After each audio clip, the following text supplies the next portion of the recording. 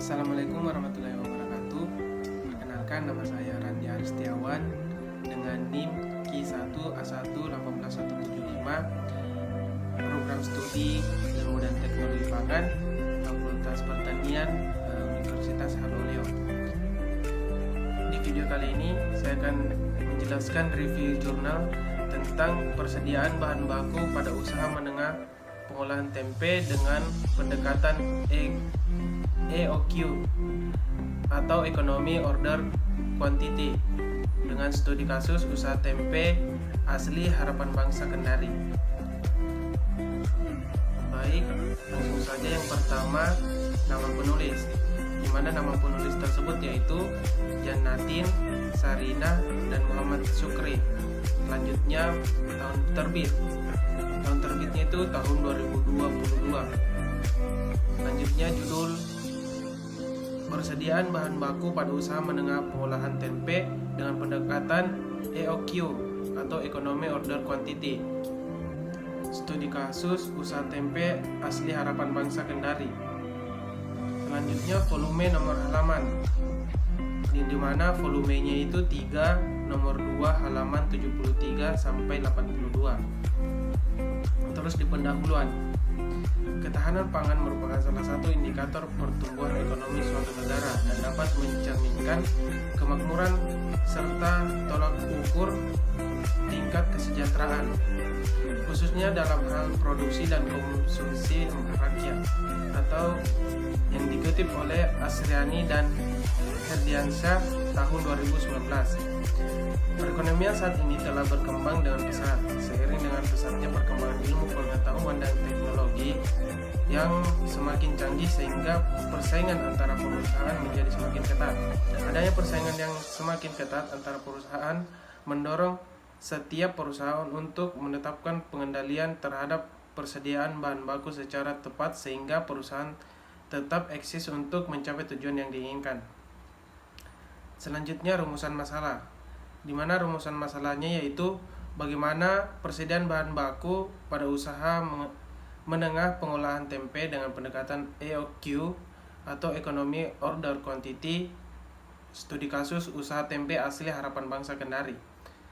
Selanjutnya, tujuan penelitian, di mana tujuan penelitian ini adalah yang pertama untuk mengetahui berapa kali frekuensi dalam per bulan pembelian bahan baku bila usaha menengah tempe asli Harapan Bangsa menetapkan pendekatan Economy Order Quantity.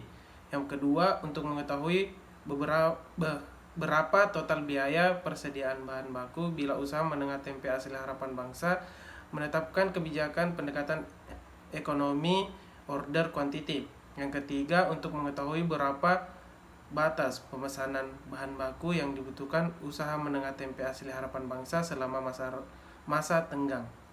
Selanjutnya, analisis data yang digunakan pada jurnal ini ada 2, yaitu metode wawancara dan dokumentasi. Yang terakhir, kesimpulan. Berdasarkan hasil penelitian di atas dapat disimpulkan sebagai berikut. Persediaan bahan baku kedelai pada usaha menengah tempe asli Harapan Bangsa dari tahun 2020 sampai dengan tahun 2021 setiap tahunnya mengalami peningkatan persediaan bahan baku. Frekuensi pemesanan bahan baku kedelai bila usaha menengah tempe asli Harapan Bangsa menetapkan metode Economy Order Quantity tahun 2020 sebanyak 28 kali dan tahun 2021 sebanyak 27 kali pemesanan dalam 1 tahun.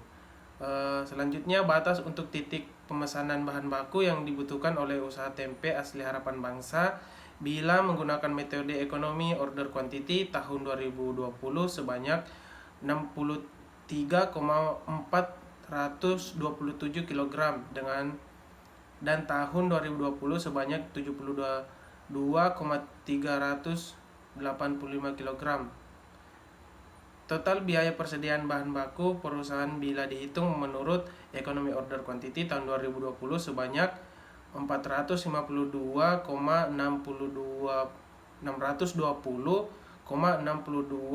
rupiah. Total biaya persediaan bahan baku perusahaan bila dihitung menurut Economy Order Quantity tahun 2020 sebanyak 452 juta rupiah. Dan tahun 2021 sebanyak 471 ribu rupiah. Jadi, total biaya persediaan bahan baku kedelai yang dihitung menurut ekonomi order quantity lebih besar dibandingkan yang dikeluarkan oleh usaha tempe asli Harapan Bangsa. Maka ada penambahan biaya persediaan bahan baku kedelai bila usaha tempe asli Harapan Bangsa bila menggunakan metode ekonomi order quantity dalam persediaan bahan baku kedelai. Baiklah, itulah review jurnal dari saya. Itulah review jurnal dari saya. Lebih dan kurangnya mohon dimaafkan. Wabillahi taufiq wal hidayah. Wassalamualaikum warahmatullahi wabarakatuh.